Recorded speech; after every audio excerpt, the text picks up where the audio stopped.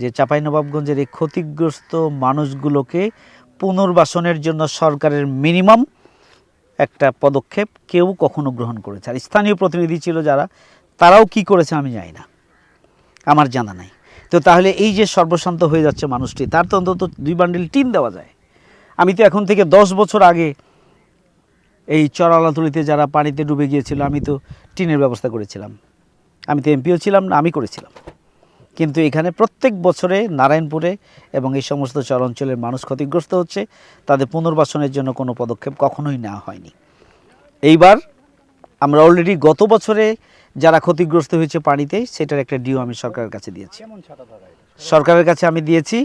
এইবারও যারা ক্ষতিগ্রস্ত হবে, পানি নদীগর্ভে বিলীন হয়ে যাবে, তাদের তালিকাও সরকারের কাছে দেব এবং এটা আদায়ের জন্য আমি আমার জায়গা থেকে চেষ্টা করব। আমি যেটা বলছিলাম যে চর অঞ্চলের মানুষ তো এখানে রাস্তা নাই, স্কুল নাই, মাদ্রাসা নাই, এগুলোর জন্য 2টা বিষয়। একটা সরকারের অর্থের অভাব, 2 নাম্বার হচ্ছে যারা নির্বাচিত প্রতিনিধি তাদের কখনো কখনো মানে জনগণের এই ভোগান্তিকে অ্যাড্রেস করার জন্য যে উদ্যোগ দরকার, সেই উদ্যোগের অভাব।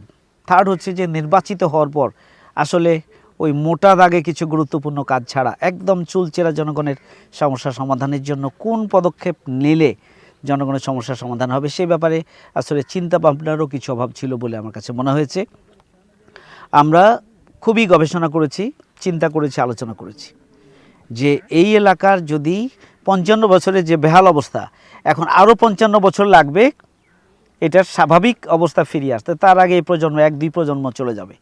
কি করা যায় এটা নিয়ে আলাপ আলোচনা করে আমরা পেয়েছি যে যদি আমরা এই প্রত্যন্ত চর অঞ্চল, দিয়ার অঞ্চলে 7টি ইউনিয়নকে নিয়ে আমরা একটা উপজেলা করি, স্বাভাবিকভাবে এখানে একটা উপজেলার জন্য যতগুলো অফিস আদালতের প্রয়োজন, যতগুলো কাঠামোগত প্রতিষ্ঠানের প্রয়োজন, এই প্রতিষ্ঠানগুলো এখানে প্রতিষ্ঠিত হবে, স্টেডিয়াম হবে, খেলার মাঠ হবে, স্কুল হবে,